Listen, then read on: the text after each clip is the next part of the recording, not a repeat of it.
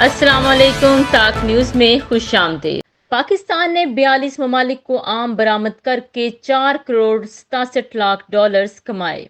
پاکستان نے 42 ممالک کو آم برآمد کر کے 4 کروڑ 67 لاکھ ڈالرز کمائے۔ وزارت تجارت نے رواں سال آم کی برآمدات کی تفصیلات قومی اسمبلی میں پیش کر دی۔